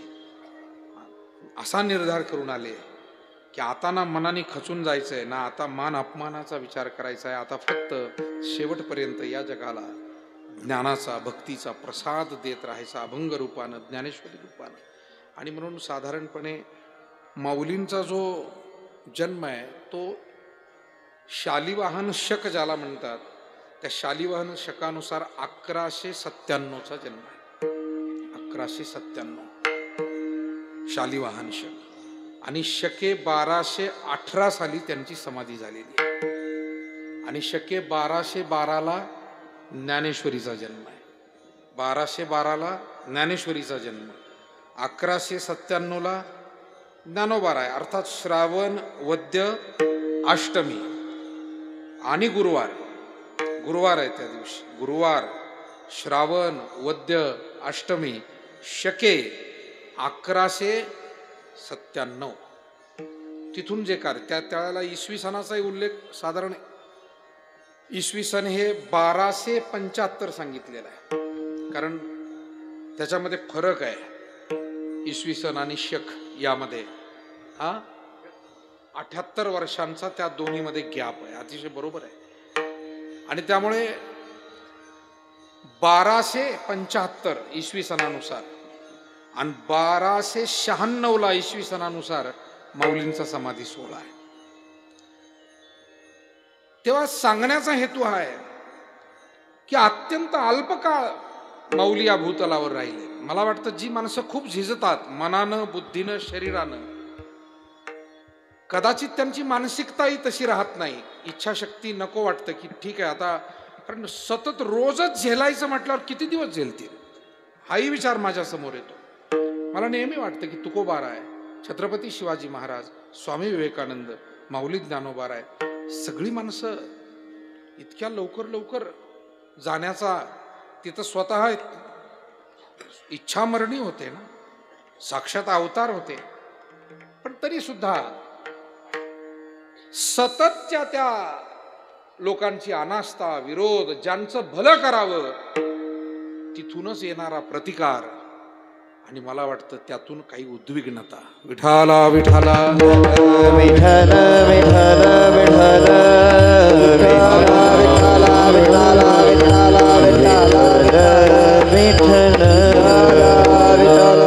तुकोबारांची भाषा कशी आहे पहा ना. आता दिसो नये जना, शब्दांच्या मागचा सगळ्या शब्दांचे अर्थ फक्त वारकरी होऊन वाचता येत नाहीत. वारकरी होऊन वाचला तर तो एक पूज्य भाव, पण थोडा थोडा जरा एक सामान्य माणूस म्हणून, एक चिकित्सक म्हणून जर त्याच्याकडे पाहिलं तर काही वेगळे अर्थ सुद्धा डोळ्यापुढे येतात, आणि त्याच्यातही तथ्य असण्याची शक्यता येते. तेव्हा सतत या समाजासाठी महात्मे झिजले, आणि नुसते शरीरानं नाही. मला वाटतं शरीराचा थकवा घालवणं तसं सोपं आहे, पण मन, बुद्धी, अंतःकरणाचा थकवा जो आहे, आणि तो किती प्रचंड ताण पडत असेल, किती प्रचंड ताण पडत असेल, की ज्ञानोबारायांनी मधुकरीला जावं, लोकांनी म्हणावं तुमचं तोंड पाहायचं नाही. ज्ञानोबारायांनी शुद्धीपत्र मागावं, त्यांनी सांगावं तुम्हाला तो अधिकार देता येत नाही. ज्ञानोबारायांनी कुठे एखाद्या गावात जावं, लोकांनी तिरस्कार करावा. गावाबाहेर जाऊन मग त्यांनी, माऊलींचे शब्द आहेत, योग्यानं साधकानं बसावं असं एकच ठिकाणी ते म्हणतात, तेथ निगुडमठ होवावा की शिवालय. 6व्या अध्यायात योग्यासाठीची योग्य जागा सांगताना मला वाटतं त्याच्यात सुद्धा एक मानसशास्त्र आहे. कारण ज्ञानोबारायांना गावात एकत्रित असं माणसात बसूच दिलं नाही लोकांनी कोणी. त्यामुळे ते म्हणायचे की ठीक आहे आपली जागा तीच आहे, माणसं जर नसतील बसू देत त्यांच्याजवळ तर तेथ निगुड मठ होवावा. निगुड म्हणजे एकांतातला मठ, किंवा एखादं दूरचं नदीकाठचं एखादं शिवमंदिर. आणि ज्ञानोबाराय जिथे जिथे थांबले ना, म्हणून आळ्याला सुद्धा गावात नाही थांबलेले. रेड्याची समाधी कुठे आहे? येऊनी राहिले आळाची वनी, राहिले तिथे काही दिवस राहिले असा शब्द आहे नामदेवरायांचा. पशुतये स्थान शांत पशुतये स्थान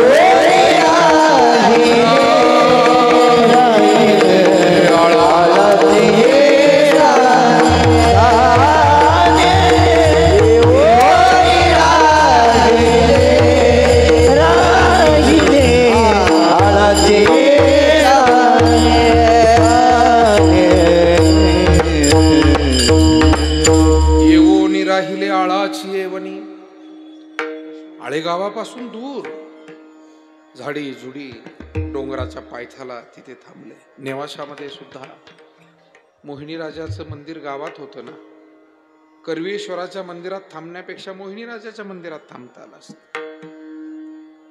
पण हे निवांत होतं. कदाचित मोहिनी राजाजवळ पुजारी लोकांची ये जा जास्त असेल. ते अनेकांचं कुलदैवत आहे पिढ्यानपिढ्या नेवाशातलं मोहिनी राज मंदिर. भगवान विष्णूनं जो अमृत वाटपासाठी मोहिनी अवतार घेतला होता त्या मोहिनीचं ते मंदिर आहे. आणि पुण्यश्लोक राजमाता अहिल्यादेवींनी त्याचा जीर्णोद्धार केलेला आहे. नाही राहिले तिथे, गावात नाही राहिले. गावापासून दूर करवीरेश्वर महादेवाचं मंदिर, थोडं एकांतात निवांत, थोडी लोकांची वर्दळ कमी. कारण नको हे लोक म्हणतील पुन्हा संन्याशाची पोरं आहे. किती अपवाद ऐकण्यापेक्षा आपल्या हरिभजनाला आपलं मन काही लागलं पाहिजे. आणि म्हणून मायबाप हो या जगामध्ये सतत त्रास, दुःख, अवहेलना, अपमान अशा गोष्टींना सामोरं जात राहिले. पण त्याचा परतावा म्हणून सतत ज्ञान, भक्ती, विचार, संस्कार, आनंद, मोक्ष या जगाला देत राहिले. समाजाचं एकत्रीकरण करत राहिले. सर्व जाती धर्मीय या सगळ्या बांधवांना एका सूत्रात बांधण्याचं काम वारकरी या विचारानं खऱ्या अर्थानं कोणी केलं ते ज्ञानोबारायांनी केलं. ज्याची नितांत गरज आहे. हा धर्म, ही संस्कृती, हा देश टिकण्यासाठी सर्व जाती धर्मियांनी एकत्र राहणं फार गरजेचं आहे. जगामध्ये आपापल्या अडीअडचणीसाठी ज्यानं त्यानं भांडणं हे काही वावगं मी म्हणत नाही. जगामध्ये प्रत्येक जाती धर्माचे लोक आपल्या हक्कासाठी आपला न्याय लढा लढत असतात. तो लढणं चुकीचं नाही. प्रत्येक जातीला तो अधिकार आहे, प्रत्येक संघटनेला तो अधिकार आहे. पण हे सगळं होताना एक ध्यानात ठेवावं की हे सर्व आपापल्या संघर्षासाठी जरी आपण लढत असलो तरी आपण बांधव आहोत. आणि हे भांडण आपल्या घरातलं आहे, हे बाहेरचं नाही आहे, हे आपल्या घरातलं आहे. हे सगळे आपण बांधव आहोत. मग तो मराठा असेल, माळी असेल, वंजारी असेल, धनगर असेल, तेली असेल, कोळी असेल, तो सुतार असेल, लोहार असेल, तांबोळी असेल, अगदी हरिजनापर्यंत सगळा जो समाज आहे तो शेवटी एक ईश्वराची सगळी लेकरं आहे. तयाची लेकरे सारी, तयाला सर्व ही प्यारी, असं साने गुरुजींनी म्हटलंच ना. विठाला विठाला विठ्ठल विठ्ठल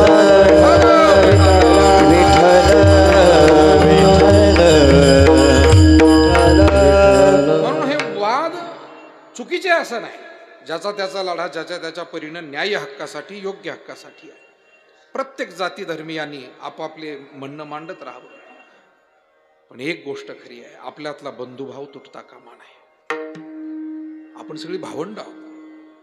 आपण हे सगळे, या माऊलीनं आपल्याला तो विचार दिलेला आहे. माऊलीने सगळ्यांना एकत्र त्यासाठीच बसवलं होतं. ही संस्कृती एवढी श्रेष्ठ, हे रामायण, हे महाभारत, ही उपनिषद, ही गीता आणि हा ऋषी मुनींचा, संतांचा विचार जर जगामध्ये टिकून राहायचा असेल ते सर्व जाती धर्माचे बांधव एकत्र येऊन या भागवत धर्माचा झेंडा खांद्यावर घेऊन चालले पाहिजे. आणि याच्यासाठी सतत यारे यारे लहान थोर, याती भलते. याती म्हणजे जाती, कुठल्याही जाती कुळाचे आपण असा, काही त्याला हरकत नाही. नारी नर स्त्री पुरुष सर्वजण या. आणि करावा विचार न लगे चिंता. इथे कुठलाही विचार करण्याची गरज नाही. मला वाटतं येणाऱ्या काळामध्ये कीर्तनकारांवरती, वारकरी संप्रदायाच्या भाविकांवरती, कार्यकर्त्यांवरती, सेवकांवरती एक नव्यानं काम वाढलेलं आहे.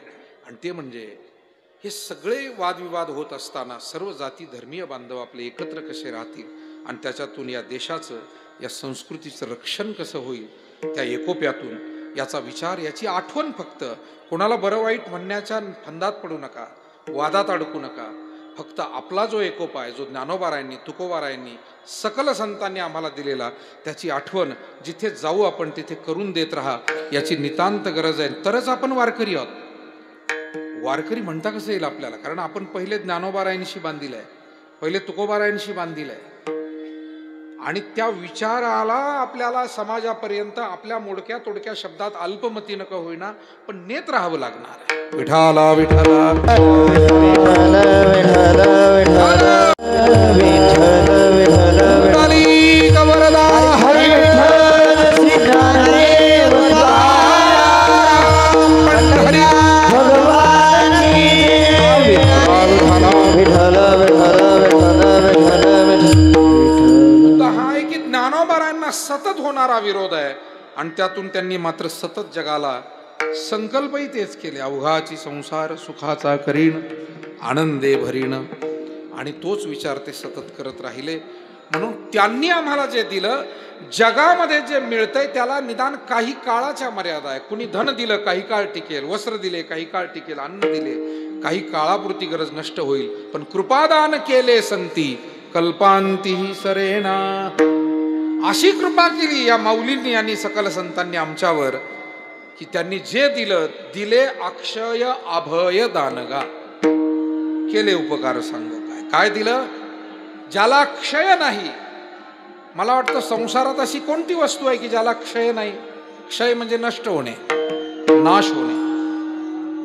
सगळ्याच गोष्टीचा नाश आहे. शरीर आटे संपत्ती आटे, हरिनाम न आटे ते बरवे.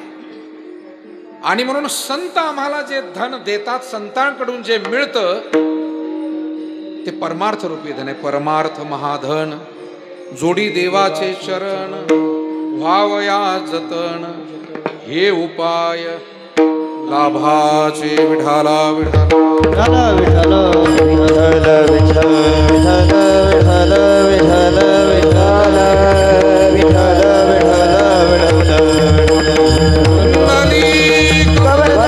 विठ्ठल श्री ज्ञानदेव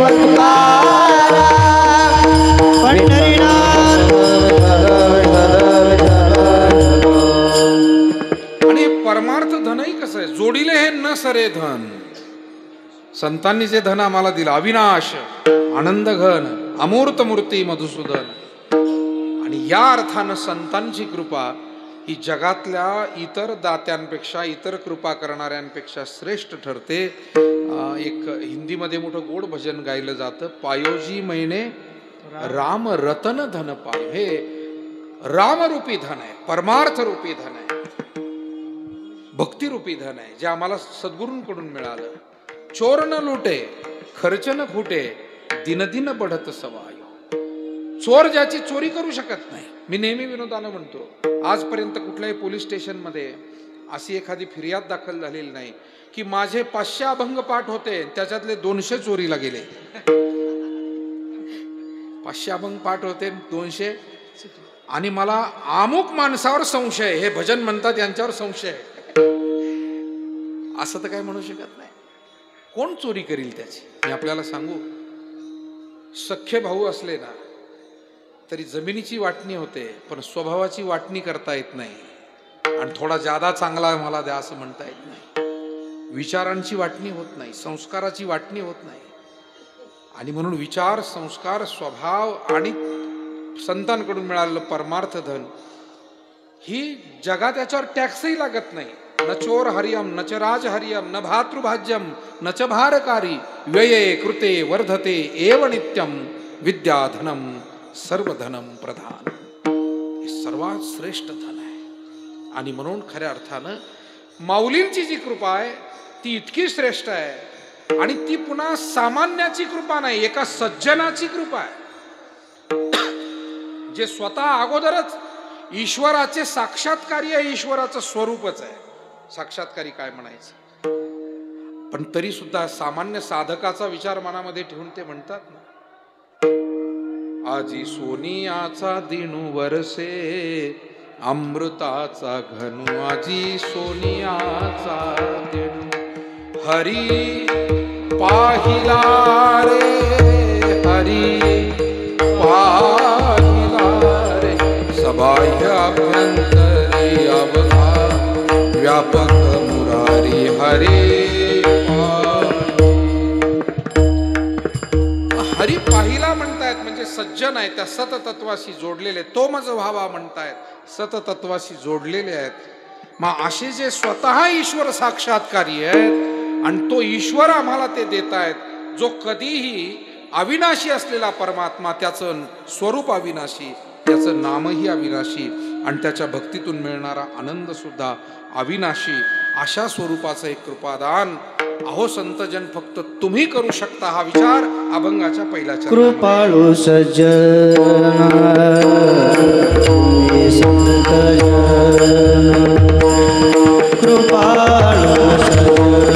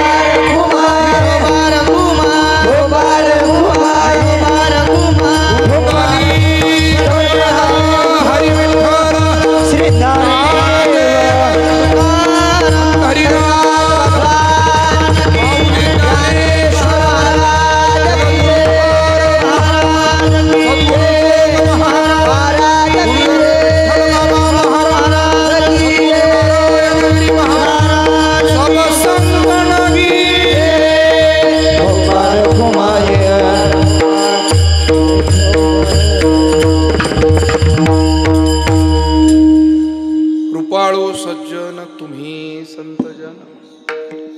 तुकाराम महाराज ज्यावेळी तुम्ही म्हणतायत त्यावेळेला मला वाटतं एवढी गोष्ट आपण निश्चित समजू शकतो वारकरी म्हणून, या वारकरी परिवारातले एक भाविक आपण म्हणून, की ज्ञानोबारायांच्या तुकोबारायांच्या डोळ्यासमोर या अभंगाच्या वेळी पहिल्यांदा कोण दिसला असेल तर ज्ञानोबा. कारण हे दोन्ही संत वेगवेगळ्या कालखंडातले असले तरी ते अभिन्न होते विचार रूपानं आणि सामर्थ्य संपन्न होते. समाधीतून ज्ञानोबारायांनी सांगितलं, तुका सर्वा श्रेष्ठ थोर महाप्रिय आणि जो का अवतार नामयाचा. तुकोबारा हे आम्हाला प्रिय आहेत, त्यांच्याकडून तुम्ही इकडे का आलात? आणि जेव्हा धरणेकरी तिथे जाऊन भेटतो, पोहोचतो, त्यावेळेला तुकोबारांच्या डोळ्यातून अश्रुधारा सुरू होतात. काय ज्ञानदेवी उणे तीही पाठविले धरणे. माझ्या मायबाप ज्ञानोबारांकडे, माऊलींकडे काय कमी आहे, पण माझं लेकराचं कौतुक करण्यासाठी हे धरणं का माझ्याकडे पाठवलं असेल? मी कसा आहे आणि तुम्ही कोण आहात? ज्ञानियांचा राजा गुरु महाराव म्हणती ज्ञानदेव तुम्हा ऐसे. मज पामरा हे काय थोरपण पायीची वाहन. काय शब्द वापरले तुकोबारायांनी. हे फक्त ज्ञानोबारायांच्या बाबतीत नाही, तर तुकोबाराय तसे फार कठोर आहे बोलायला, फार कडक आहेत. कडक आहे, कडक. आपल्या गुरुजनांपैकी एखाद्या गुरुजनांचा स्वभाव कडक असतो ना, कडक स्वभावाचे आहे तुकाराम महाराज सर्व संतांमध्ये. पण ज्ञानोबारायांपुढे एवढे नम्र होतात आणि ते म्हणतात पायीची वाहन पायी ब्रह्मादिक जेथे तुम्हा ओळंगणे इतर तुळणे काय पुढे. आणि म्हणून या पद्धतीने तुकोबारायांच्या मनामध्ये हा अभंग निरूपण करत असताना, तो मनात उगम पावत असताना ज्ञानोबाराय निश्चित पुढे आहे आणि ते म्हणतात कृपाळू सज्जन तुम्ही संत जन आहो माऊली. आपण कृपाळू आहात, आपण सततत्वाशी जोडलेले असे महान महात्मे आहात आणि तुमच्या चरणी एवढीच विनंती आहे, एवढे कृपादान तुमचे मज.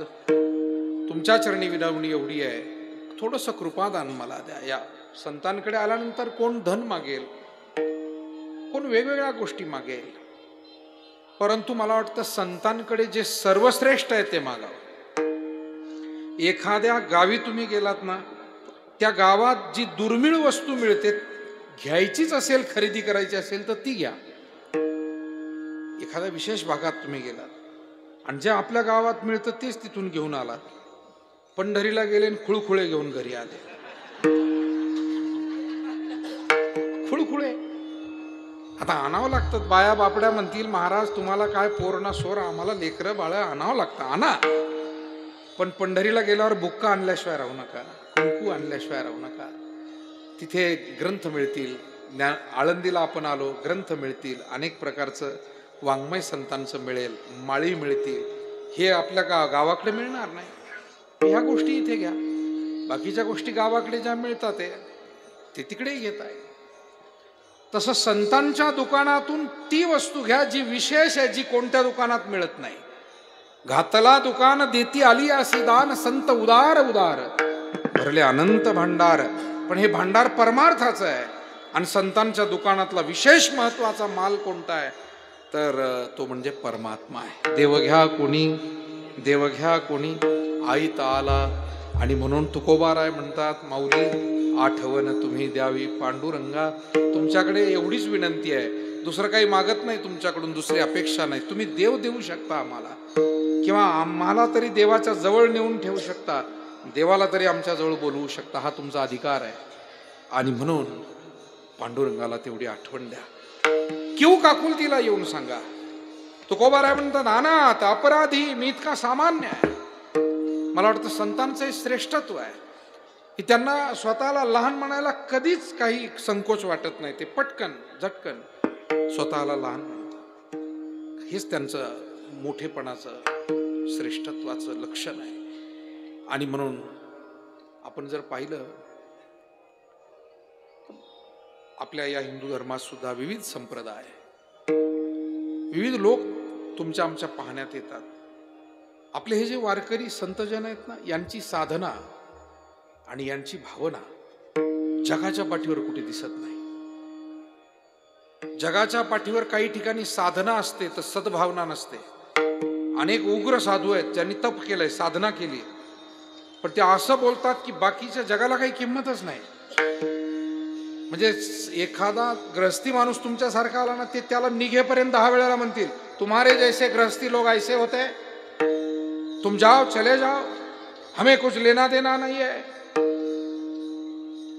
म्हणजे ते गृहस्थी माणसालाच अपमानित करतील, ते एखाद्या सामान्य भाविकाला अपमानित करतील.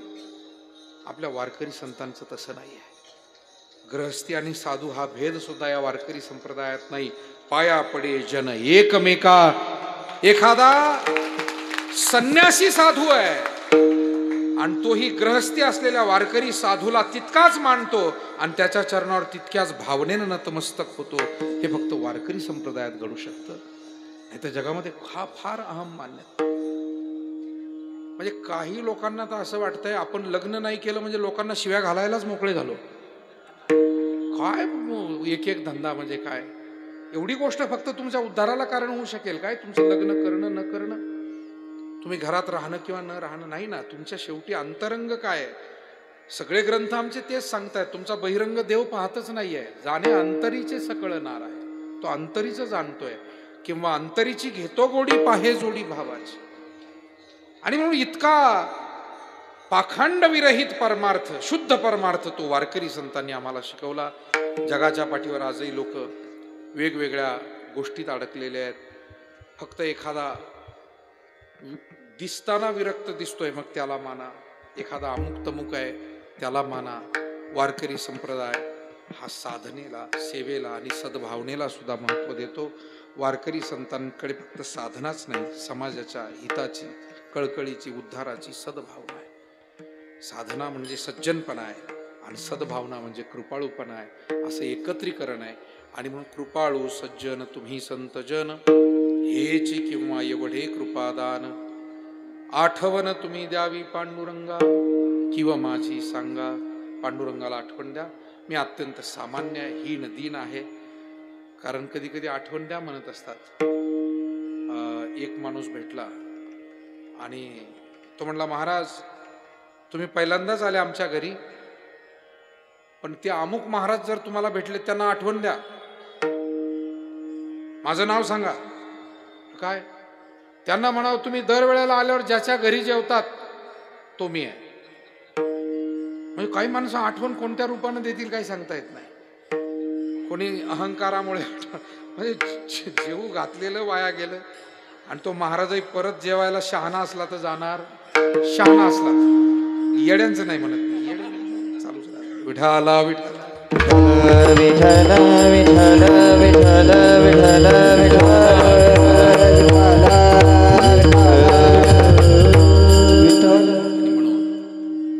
लोक म्हणतात आम्ही अमुक आहोत अशी आठवण द्या. तुकोबाराय म्हणले नाही, आठवण द्या पण कसा आहे मी फारच मी कसाच कुठल्याच गोष्टीनं मी श्रेष्ठ म्हणून माझी आठवण नाही. मी असा खूप सामान्य आहे, अनाथ, अपराधी, पतित, आगळा, परी, पाया वेगळा असा आहे. पण विनवणी एवढ्यासाठी करतोय, माऊली तुमच्याकडे पांडुरंगाला म्हणावं मला पायाजवळून दूर करू नका. कारण या सेवेत जो आनंद आहे तो जगातल्या भूतलावर कुठेही नाही. आणि मला काही झाल्यास या सेवेपासून दूर जायचं नाही. आणि जर का तुम्ही हाताला धरून, माऊली तुम्ही जर हाताला धरून पांडुरंगाकडे आम्हाला नेलं तर पांडुरंग आमची उपेक्षा करणार नाही. माऊलींसारखे जे थोर संत आहेत ते समाजाला देवापर्यंत घेऊन जाणारे, ती ज्ञानेश्वरी, ती गाथा, ते विचारच आज आम्हाला देवापर्यंत घेऊन येतात, संतांपर्यंत घेऊन येतात. आणि त्यांनी जर का एकदा देवापर्यंत आम्हाला नेलं तर देव आमची उपेक्षा करत नाही. अभंगाचं शेवटचं तू कामनी निर्विलावरी, तो कामनी तो मी निर्विलावरी, कामनी तू मी निर्विलावरी, तू कामनी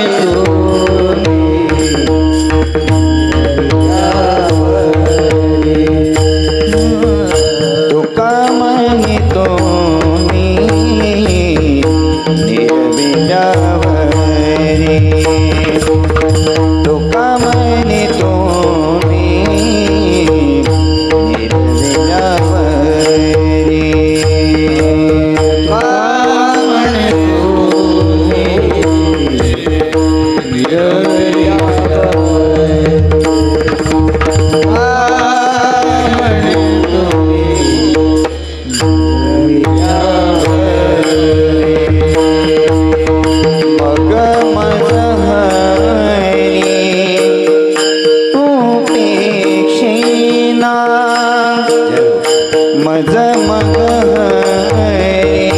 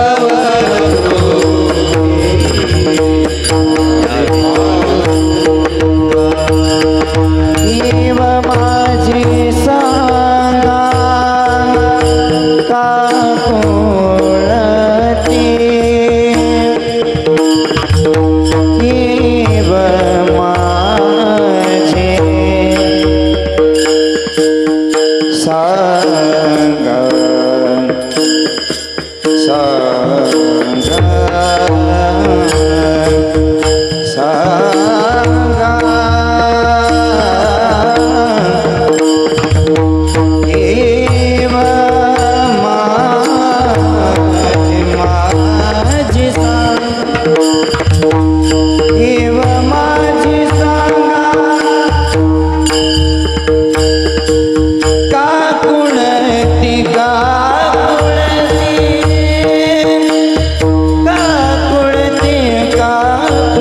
केव माझी केव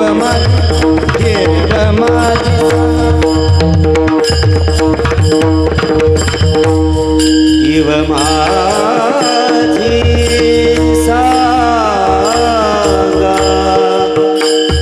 सांगा काकुळती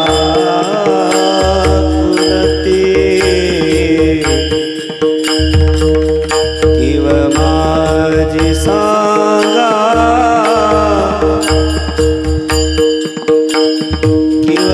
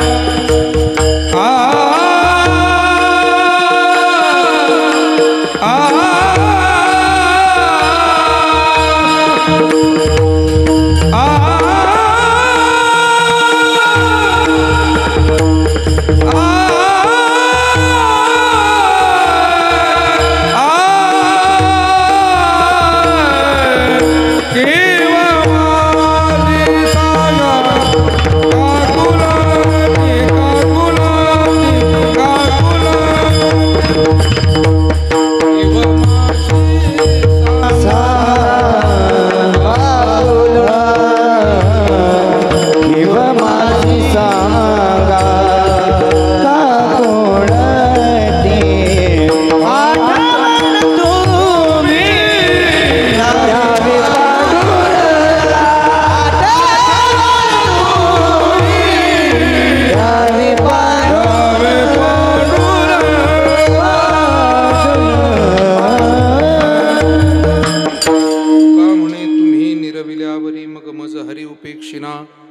आठवण तुम्ही द्यावी पांडुरंगा किंवा माझी सांगा काकुलती.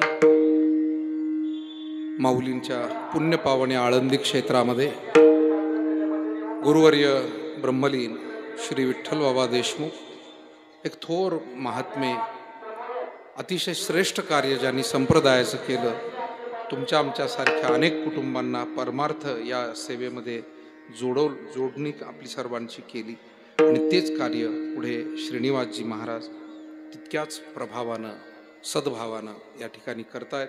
वर्षी या फडावरती वेगवेगळ्या फडावरची सुद्धा अनेक मंडळी इथे कीर्तन ऐकायला येतात.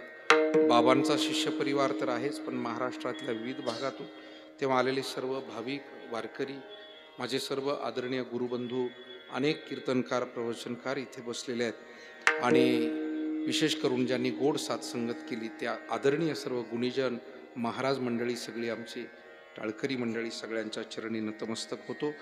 आणि आपल्या सर्वांच्या सद्भावना माऊलींच्या चरणी समर्पित करत असताना माऊलींचे आशीर्वाद आपल्या सर्वांना राहोत. आपल्या अंतःकरणातील सद्भावना आणि संप्रदायाबद्दलच्या, ग्रंथांबद्दलच्या, आपल्या देवतांबद्दलच्या ज्या निष्ठा आहे त्या अखंड अशा टिकून राहो. कारण आपल्या जीवनातलं सेवा कार्य अखंडित राहायचं असेल तर ती निष्ठा अखंड राहिली पाहिजे. आणि भारतीय माणूस, मी सुरुवातीला एक वाक्य बोलून गेलो होतो प्रस्तावनेमध्ये, की आपल्याकडे अनास्था असलेले लोक जास्त आपल्याकडेच आहे. बाकीच्या धर्मामध्ये जवळजवळ तुम्हाला 100 95% लोक त्या धर्माची सर्व सेवेचं अनुसरण करताना दिसतात. आपल्यातला टक्का किती आहे? 50% म्हणणं सुद्धा धाडसाचं होईल. गावागावामध्ये आपण सगळेजण काम करतो, ओढून ताणून करावं लागतं. याचा अर्थ असा आहे की लोकांच्या भावना कमी पडतात. मला वाटतं आपल्या देशाविषयी, आपल्या धर्माविषयी, आपल्या संस्कृतीविषयी आपल्या मनात सद्भावना, आदर, श्रद्धा आणि त्या सेवेविषयी पुढाकार, आपल्या प्रपंचातून काही ना काही हातभार, आपापल्या गावोगावी जे उत्सव होतात तिथे सहभागी व्हा. आपापल्या गावोगावी जे मंदिराचे जीर्णोद्धार चालू आहे त्यामध्ये सहभाग नोंदवा. जी जी सेवा वाट्याला येईल, कधी पारायणाची आली पारायण करा, अन्नदानाची सेवा आली अन्नदान करा. वेगवेगळ्या सेवेतून आपलं हे जीवन शेवटी त्याच गोष्टी सोबत येतात. स्वामी रामतीर्थ जपानला गेले, रेल्वे प्रवास करत होते आणि त्यांना फळं खावीशी वाटली. रेल्वे स्टेशनवर रेल्वे थांबली आणि त्यांनी स्टेशनवर उतरून पाहिलं पण फळाचं स्टॉल कुठे दिसलं नाही. दुसऱ्या स्टेशनला रेल्वे थांबली जपानमध्ये, फळं दिसले नाही. स्वामी रामतीर्थ हे रेल्वेमध्ये येऊन बसले आणि ते म्हणायला लागले, शेजारी बसलेल्या युवकाला म्हणाले, बहुतेक जपानमध्ये फळांचा तुटवडा दिसतोय, इकडे फळांचं उत्पादन तेवढं दिसत नाही. असं म्हटल्यावर त्या जपानी तरुणाला प्रचंड वाईट वाटलं. दुसरं स्टेशन येण्याची तो वाट पाहत होता आणि मग तो स्टेशनवर उतरला, धावत पळत स्टेशनच्या बाहेर गेला, काही फळं घेऊन आला. स्वामीजींनी त्याला पैसे देऊ केले. तो म्हणला, पैसे नको मला, आपण आमचे पाहुणे आहात, भारतातून आला, फक्त तुमच्या देशात गेल्यावर असं कधी म्हणू नका की जपानमध्ये फळं मिळत नाही, कारण तो माझ्या देशाचा अपमान आहे आणि मी तो सहन करू शकत नाही. ही निष्ठा आहे. जपानमध्ये प्रचंड देशनिष्ठा आहे. जपानचं उदाहरण त्यासाठी वारंवार दिलं जातं. एवढा छोटासा देश, परंतु मोठमोठ्या देशांबरोबर तो स्पर्धा करतो, तंत्रज्ञानात पुढे आहे. त्याचं कारण आहे निष्ठा आहे.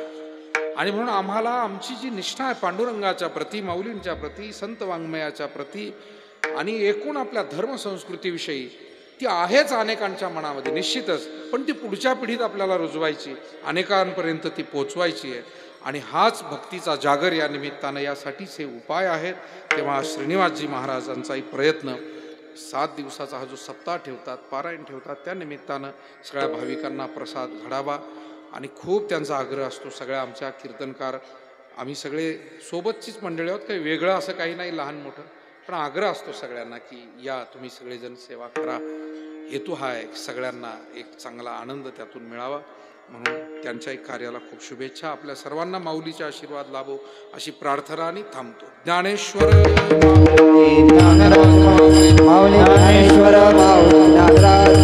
ज्ञानेश्वर माऊली